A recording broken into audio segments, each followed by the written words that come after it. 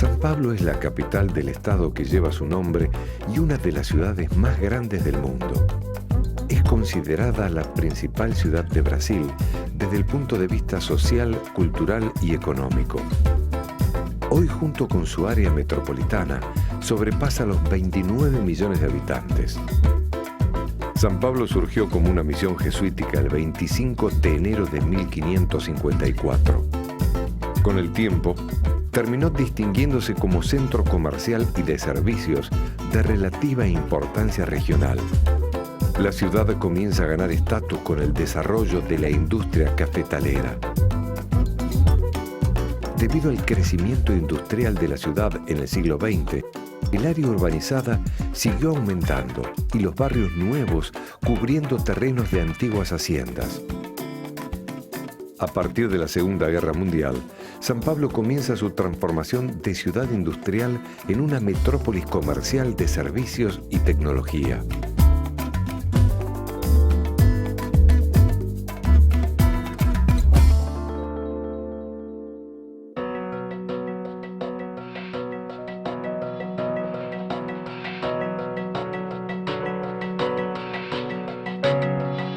Angelo Bucci es discípulo de Méndez de Rocha y un estudioso de la relación entre arquitectura y ciudad.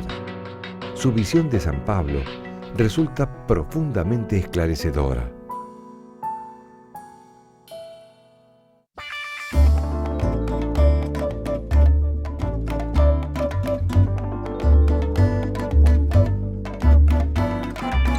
O que eu gostaria de comentar da cidade de São Paulo está muito baseada na experiência minha pessoal, que de uma pessoa que nasceu e viveu até os 18 anos numa cidade com 20 mil habitantes e aos 18 anos veio a São Paulo especificamente para estudar arquitetura.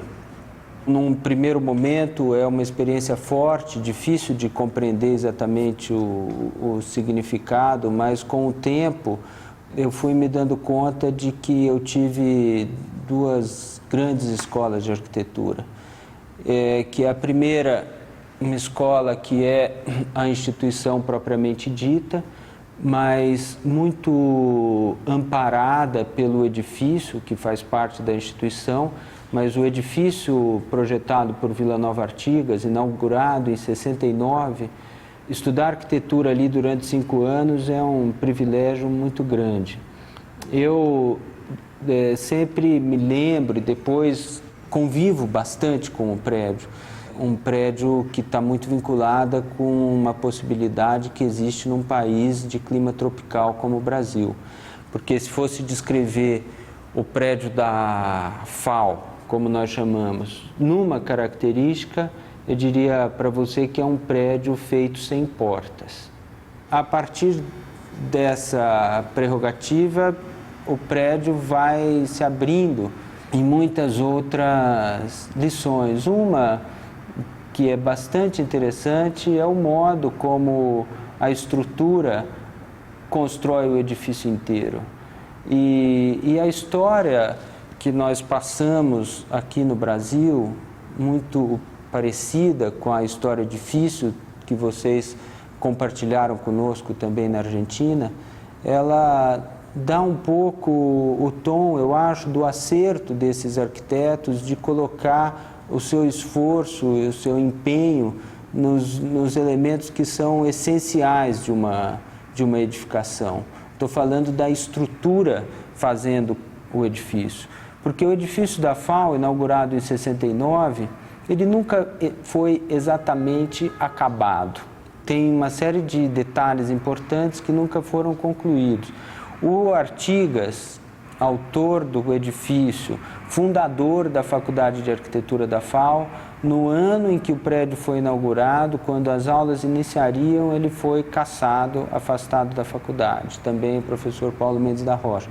Quer dizer, não chegou a lecionar nesse edifício até 1981, quando veio a anistia.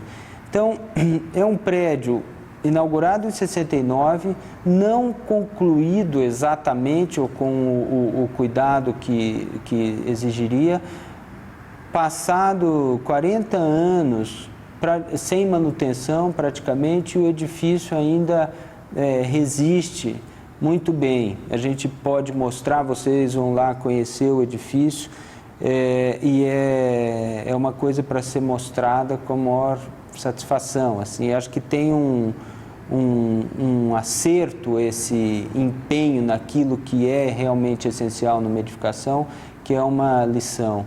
Depois o modo como o prédio se ilumina, abrindo para o céu, que você olha por fora, que parece uma caixa em parte fechada, e você entra no primeiro grande espaço, que é o acolhimento do edifício, que é um salão, um saguão principal, que é o Salão Caramelo, que é o que nós vemos quando olhamos a seção transversal do edifício, onde ele se explica inteiro na seção transversal, porque aparece o salão principal, que é o Caramelo, aparecem as rampas que levam a cada um dos andares do prédio, mas esse Salão Caramelo, onde você já vê como a luz que vem do céu faz o prédio todo uma coisa só. E a maneira como o Artigas, por exemplo, tratou as fachadas desse prédio, que a fachada que você ingressando vê logo de cara a biblioteca, a mesma fachada que olha para fora é a fachada que olha para o Salão Caramelo. É muito difícil nesse edifício você dizer: aqui eu estou no espaço interno, aqui eu estou no espaço externo. Eu acho que há uma sofisticação ali, um esforço de compreensão das condições nossas que são climáticas e que são lições que a gente retorna a elas continuadamente. E outra coisa muito significativa é uma imagem que está na memória de todos os arquitetos aqui, que é daquele Salão Caramelo, esse grande espaço que nós vemos na seção transversal, cheio de gente, mas lotado de gente, como se fosse um grande auditório, um fórum de estudantes, justamente nesse período dos anos 70. E me lembro que essa é uma imagem perfeita para fazer a ilustração de uma frase como uma lição que o Vila Nova Artigas dizia repetidamente aos estudantes, que é que nós deveríamos pensar ou desenhar as casas como se fosse uma cidade. E eu vejo essa ilustração do Salão Caramelo repleto de gente e acho que é a cidade ali dentro do edifício. E há uma outra imagem que a gente podia ver junto dessa, que é o Vale do Anhangabaú, repleto de gente na mobilização que teve para manifestação da população pedindo as eleições diretas em 1985, se eu não me engano. Que é uma imagem muito similar e que ali acontece ao contrário, que a gente ilustra outra frase dele, que é as cidades como casas. As casas como cidades e as cidades como casas estão ilustradas muito bem nessas duas imagens, essas duas fotos. E a gente podia aproveitar, então, a oportunidade dessa imagem para passar para a cidade de São Paulo.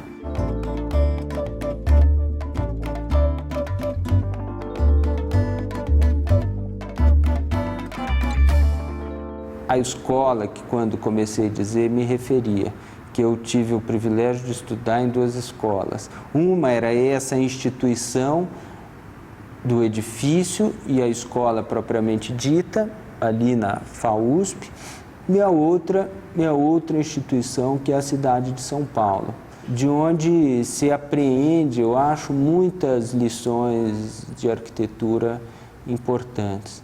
E a começar pelo sítio de fundação da cidade, naquela parte que a gente chama de centro velho da cidade.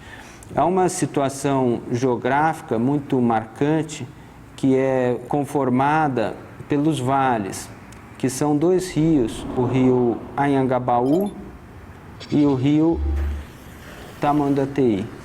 Esses dois rios conformam um lugar que é onde a cidade foi fundada, que é o que nós chamamos de triângulo histórico.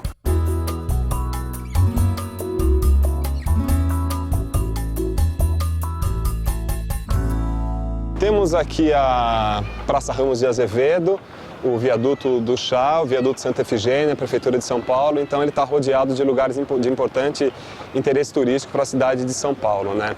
O rio Anhangabaú, que em indígena, em tupi, né, mais precisamente, significa malefício, coisa não muito boa, na verdade se deve às suas águas, que não eram muito potáveis, então eles bebiam os índios e aí o que acontecia, eles passavam mal alguma coisa, então por isso que foi denominado como Anhangabaú, né? Foram feitos alguns exames já no século XVIII e viram que essas águas realmente não eram águas muito potáveis. Aqui separa um pouco a divisão do crescimento da cidade de São Paulo, né? Porque nós tínhamos aqui o pátio do colégio aqui atrás e quando a cidade ela foi se desenvolvendo, crescendo, o Anhangabaú para cá, Praça Ramos de Azevedo e Teatro Municipal era o centro novo. Então, assim, acho que o Anhangabaú ele é o grande divisor de águas assim da cidade de São Paulo. Hoje em dia temos o parque remodelado depois de um projeto, um concurso público que foi feito, então ele voltou o projeto às suas origens, trazendo o parque de volta ao povo. E ele está dessa forma que nós vemos hoje em dia, assim, ele é utilizado ainda hoje em dia para manifestações e é um espaço público de grande interesse, assim, turistas que não conhecem muito a cidade de São Paulo acabam vindo aqui para conhecer um pouco, assim, do centro da cidade, que é de bastante importância para a cidade de São Paulo.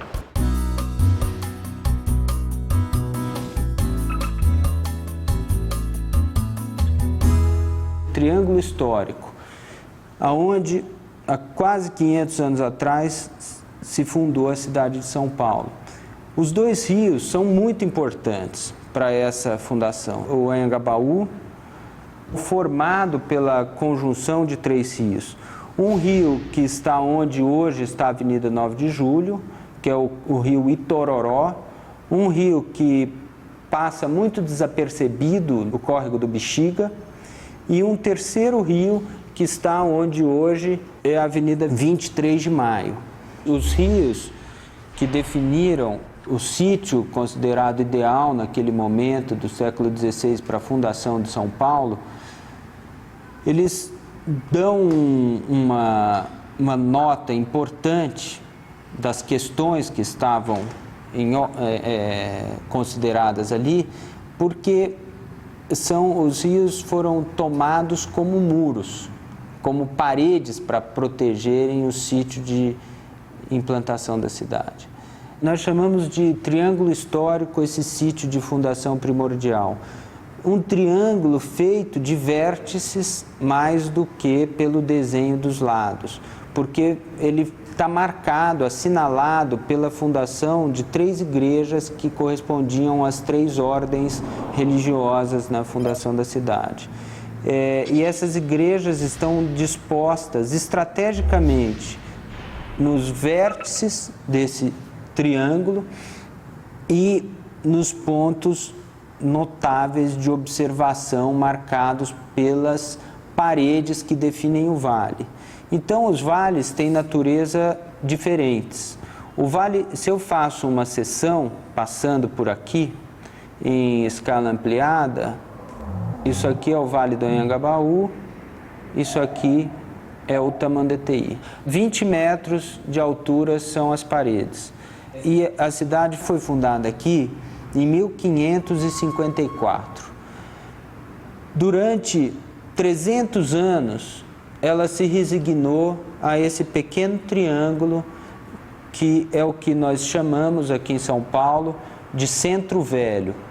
Esse triângulo preso entre o rio Tamanduateí e o Anhangabaú. Por 300 anos a cidade ficou restrita a esse trecho, fundamentalmente. As saídas da cidade eram uma tarefa penosa. Havia, por exemplo, no Vale do Anhangabaú, se mantinha, por exemplo, tropas de mula de plantão ali, porque você descia com as cargas vindo de fora da cidade e para subir precisava de reforço, porque não era possível subir os 20 metros. Então era uma tarefa penosa, embora talvez a gente pudesse ter apropriado de outras maneiras, sem se soubéssemos lidar melhor ou se tivéssemos feito tecnicamente outras opções as que fizemos.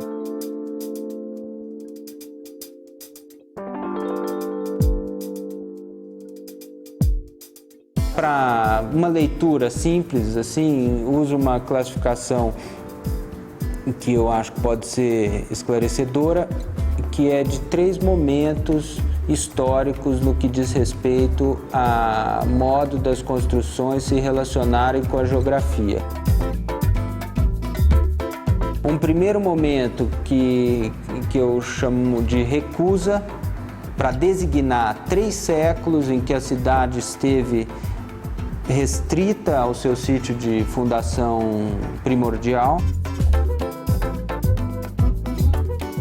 Depois, um século inteiro, 100 anos de enfrentamento, que é quando ela decide e enfrenta de maneira valente a dificuldade topográfica, porque no momento da recusa, a característica da geografia dos vales definindo as paredes era oportuna. Ela significava defesa. Depois, isso deixou de ter sentido completamente. E aquilo que tinha sido defesa ganhou um sentido de obstáculo. E enfrentar o obstáculo é o que caracteriza praticamente todo o século XIX. No final do século XIX, por obra de um litógrafo francês chamado Jules Martin, ele fez como uma empresa própria, como um empreendimento privado, eu quero dizer, o Jules Martin, com autorização da prefeitura, construiu uma ponte ligando o patamar do Centro Velho ao patamar oeste, na cota idêntica, que é o que nós chamamos de Centro Novo, onde muitos anos depois foi construído o Teatro Municipal. Só para que a gente se localize, o Teatro Municipal está no Centro Novo, na margem esquerda ou oeste do Anhangabaú, e o Centro Velho é onde está a Praça do Patriarca, que é onde o Paulo Mendes da Rocha fez aquele projeto da cobertura cobrindo a escadaria existente. Então são 2 situações que muito típicas ali, que é fácil de reconhecer o que nós estamos falando. Mas um século inteiro de enfrentamento teve um ápice, que é a construção do viaduto do Chá do Jules Martin.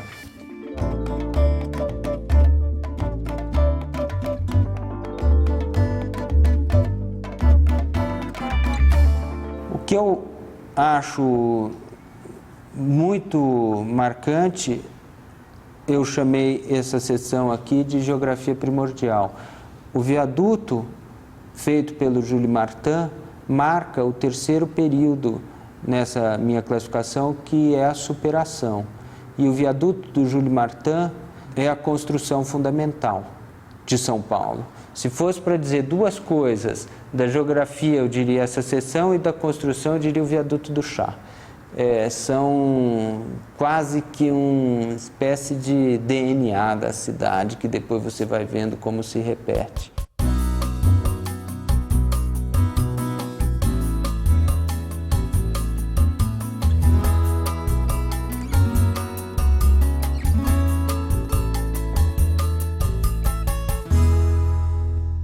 Há um episódio nos anos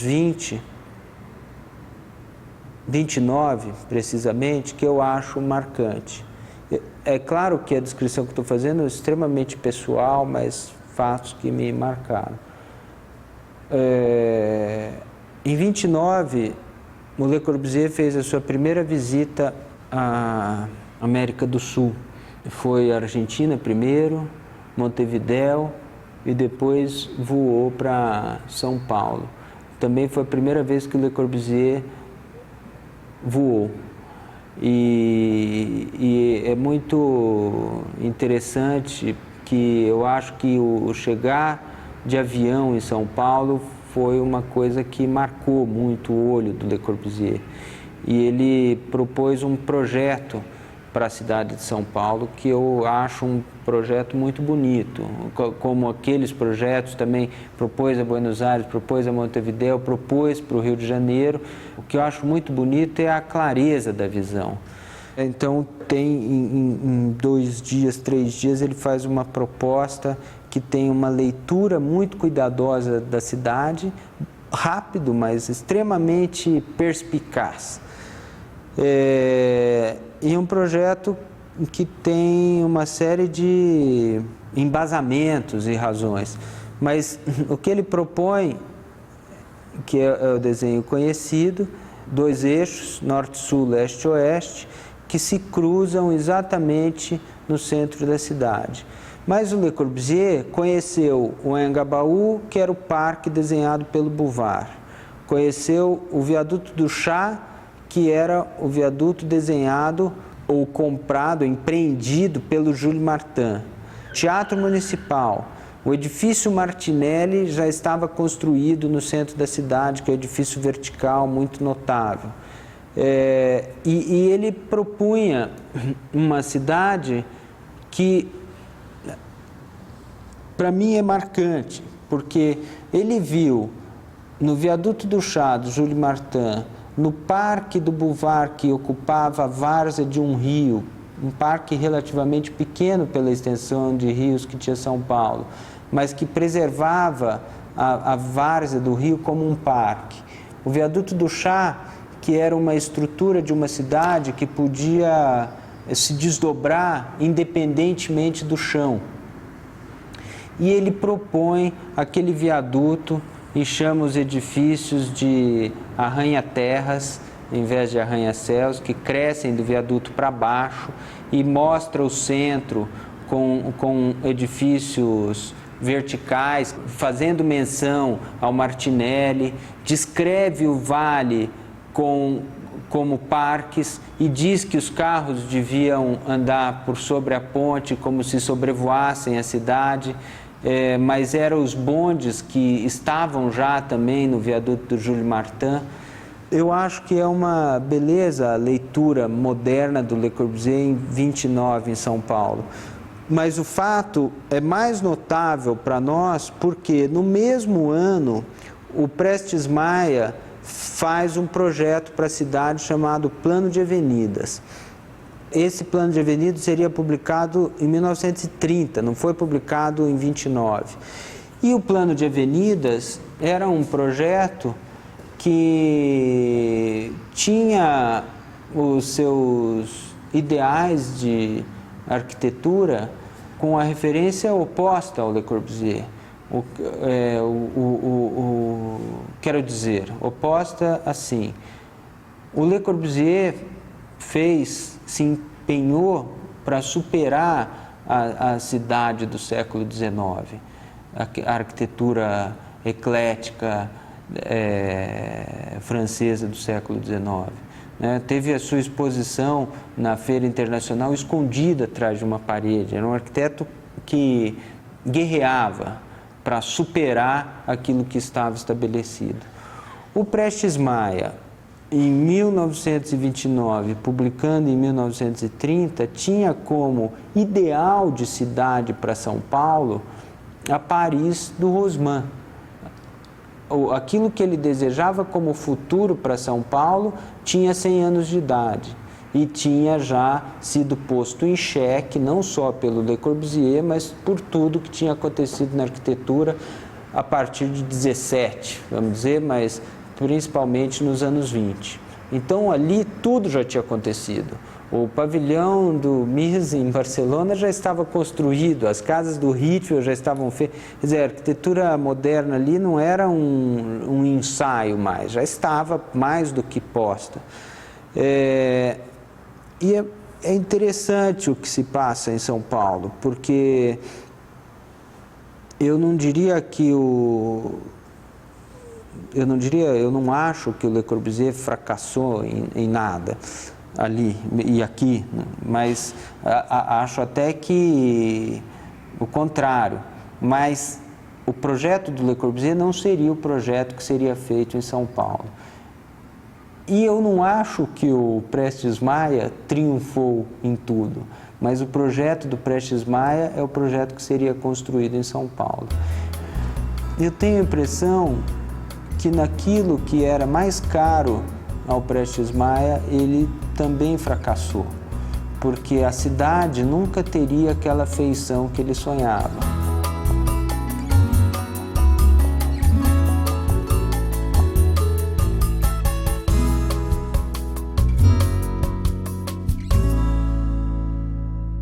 Nós podíamos usar umas imagens que eu acho que exemplificam um pouco como eu acho que essas estruturas que estava descrevendo da cidade sem o chão aparece nas obras assim ilustres. E podia, para não prolongar demais, nós falamos do prédio da FAO, que quase estaria suficiente, quase que o Partenon dos arquitetos de São Paulo. A nossa obra fundamental. Falamos da cidade por um lugar que eu acho que descreve muito da cidade inteira. Se fosse falar de 2 edifícios em São Paulo, eu diria o Copan, o Conjunto Nacional, um prédio fundamental.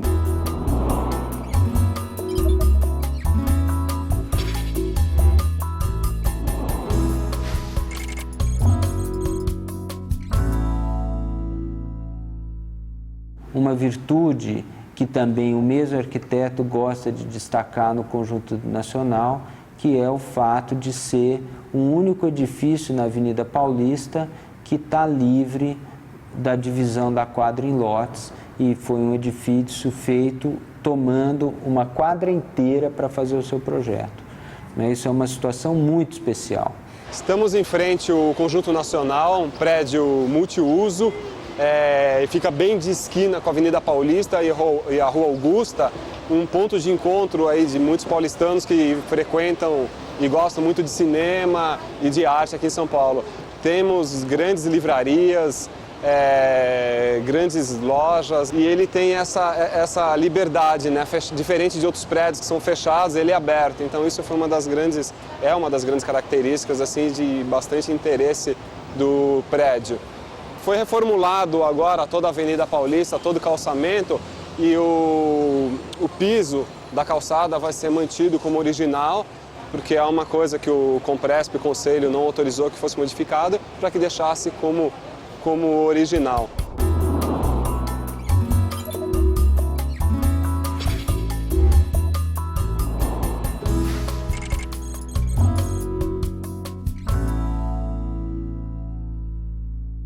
Não, o Copan é um prédio que eu posso comentar mais como arquiteto. Há um desnível no térreo do Copan que deve ter perto de 8 metros, da parte mais baixa até o ponto mais alto. O térreo do Copan é uma ladeira bastante íngreme, desenhado na década de 50 também, e que aquele piso inclinado vai conciliando cada uma das lojinhas, o forro, o cielo raso, não, o forro, você não vê exatamente como que aquilo se resolve, mas parece tudo perfeito, e com um desnível que não é pouca coisa, é um desnível que tem da ordem de 10% de inclinação, é de verdade uma rampa aquele térreo. Então aquilo feito como a cidade. Mas o Copan é um edifício, década de 50, como quase todos os edifícios que compõem o que nós chamamos de Centro Novo, quando passamos do Anhangabaú para o lado oeste. E nesse período, os edifícios nessa parte da cidade do Centro Novo difundiram demais os usos dos térreos como galerias comerciais. Então o Copan é um excelente exemplo disso. É um amadurecimento de um uso que já estava sendo feito bastante ali na área central. Mas Isso para descrever um aspecto simples do Copan, mas eu acho que o desenho mesmo do edifício, os brises, nas proporções que eles têm, não? Nós estamos aqui numa mesa, essa mesa tem 1,60 m de largura. Os brises do Copan têm 1,5 m cada um.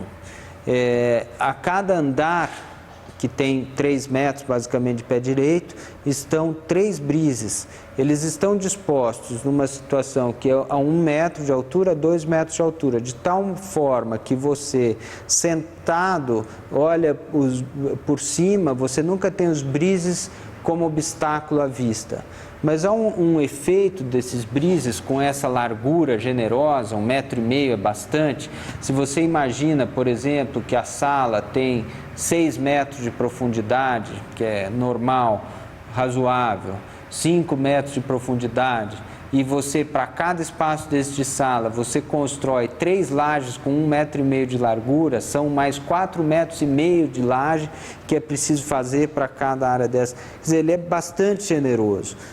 Uma última coisa do Copan que eu acho também muito admirável. A gente olha o Copan e aquela lâmina que vai dançando assim no centro da cidade, que é uma coisa que sempre nos chama a atenção, que a gente fala da liberdade que tem o desenho do Oscar Niemeyer. Mas é aí que eu acho incrível, porque se um arquiteto se coloca na posição anterior, o que era aquele terreno, e que edifício você poderia colocar num terreno que é aquele, com uma forma tão irregular, e ele encontrar essa liberdade num terreno dificílimo, com um declive de 10%, é que é uma coisa incrível. Porque a gente olha o edifício construído e tende a considerar que ele tinha a quadra inteira para fazer, que ele tinha... Mas não é, aquilo ali é assim, uma liberdade que encontra o seu espaço de existir num contexto extremamente complicado. Isso é muito, muito admirável, eu acho também. A invenção que produz uma liberdade, dá essa sensação, mesmo nos contextos mais difíceis.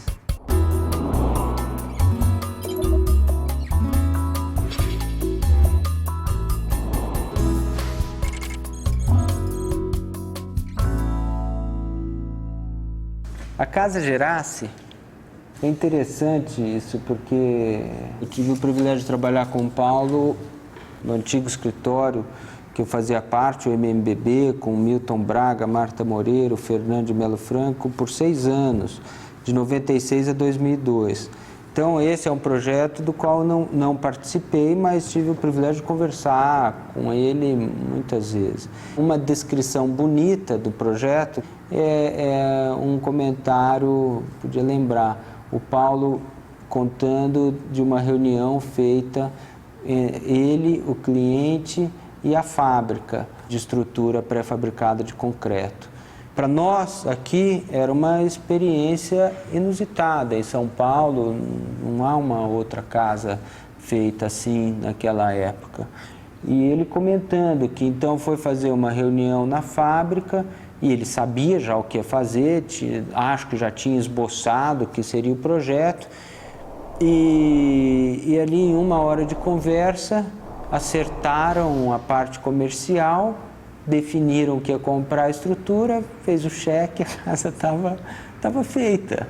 Então, você tratar uma casa que é essa obra mais personalizada para a arquitetura, mais com esse desprendimento de um artefato industrial, eu acho que é a grande lição.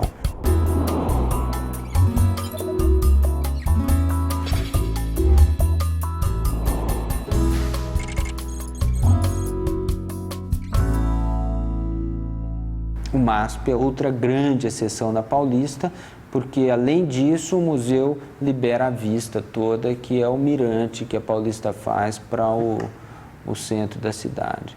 Meu nome é Aline, eu sou arquiteta em São Paulo e eu estou aqui para mostrar um pouco da Avenida Paulista para vocês. Nós estamos aqui em frente ao MASP, que é um prédio que representa muito essa avenida. Ele foi um prédio feito pela arquiteta Lina Bobardi, no final da década de 1940, mais ou menos, ele foi inaugurado. E ele tem uma característica interessante sobre a estrutura dele, que é feito toda por cima, contornando o prédio. Esse prédio é o MASP, é o Museu de Arte de São Paulo. Como eu estava falando, ele tem uma característica interessante da estrutura, que sustenta ele por cima e não por baixo. Ele está só um pouquinho apoiado na estrutura de baixo, justamente que o objetivo da arquiteta era deixar essa vista ampla para o vale e também deixar essa área livre de baixo para a reunião das pessoas, para a realização de feiras, como essa que está acontecendo aqui hoje. Então, o MASP é um ponto de encontro na cidade de São Paulo e um ponto de referência, né, da cidade aqui na Avenida Paulista.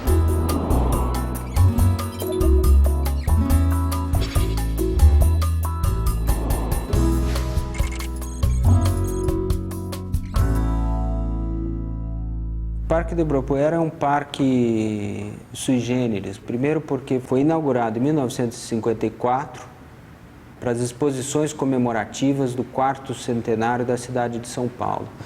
Então, os pavilhões que estão lá são como pavilhões para essa feira de exibição. O pavilhão, por exemplo, onde se faz a Bienal de Arte, era o pavilhão das exposições das indústrias de São Paulo. O pavilhão, hoje chamado de Oca, era o pavilhão das artes, pavilhão Lucas Nogueira Garcês. E assim há mais outros dois. Mas em 1954 já se enfrentava bastante os problemas, por exemplo, da poluição dos rios. E uma coisa notável, eu acho, do Parque do Ibirapuera é que aquele córrego que está lá saía do matadouro da Vila Mariana, que era uma atividade extremamente poluente e era um córrego extremamente poluído e que foi tratado, fez o lago de um córrego como uma maneira de recuperação, e o Burle Marx desenhou aquele parque que é uma maravilha para a cidade de São Paulo, principalmente hoje. É muito bonito visitar o Parque do Ibirapuera, porque você vai lá qualquer dia, qualquer hora, está sempre muito cheio de gente. É um parque que tem uma vitalidade de uso muito grande. Mas outra coisa que eu acho notável no Ibirapuera, para um arquiteto, é que estão esses pavilhões, que depois tem os usos, que são novos, não eram os de origem, com tropeços na transição entre aquela exposição de 54 até encontrando seus usos mais definitivos hoje. Mas há uma coisa ali que eu nunca vi num outro lugar, que também eu acho muito bonito, que é a marquise, que é aquela cobertura que se desenvolve pelo parque e vai vinculando os pavilhões que estão em distâncias muito grandes, né? O pavilhão da Bienal tem 250 metros de comprimento por 50 de largura. Os pavilhões pequenininhos têm 150 metros de comprimento. Quer dizer, a distância da Bienal até um daqueles pavilhões menorzinhos, dos dois, é mais de 600 metros, dessa ordem. E tudo uma marquise que tem essa escala de desenho, e é uma coisa não vista, e feita ali com aquele acerto, que você é um parque que você visita com a chuva, que está tudo bem, que essas funções acabam animando, dando vida para o parque. Quando anoitece, por exemplo, é uma beleza você frequentar o Parque do Ibirapuera, porque tem o museu, o restaurante do museu, tem coisas que seguem à noite, mesmo o parque funciona até acho que 10 da noite. As coisas que eu destacaria ali são essas invenções do Oscar Niemeyer. O desenho dessa marquise vale a pena ver com cuidado. expor a planta, porque é muito sofisticado. La Escuela Paulista de Arquitectos nos ha dejado una serie de ejemplos y ejercicios de cómo operar y tenemos problemas similares y estamos tratando de aprender juntos. San Pablo me parece como una selva de edificios mal construidos y con bastante decrépitos todos, salvo, o sea, tiene lugares increíbles, pero a mí San Pablo a mí es sinónimo de contaminación, de decrepitud, de una cosa que no me gusta nada. São Paulo parece uma cidade complicada, porque há problemas de trânsito, há a periferia é muito complicada, o desajuste social é muito grande, pero viver algum tempo acá, a cidade se mostra surpreendente, porque há uma relação entre as pessoas muito interessante, há atividades culturais também muito boas, e com isto, esta parte que sai das calles da cidade, é uma parte muito peculiar em São Paulo.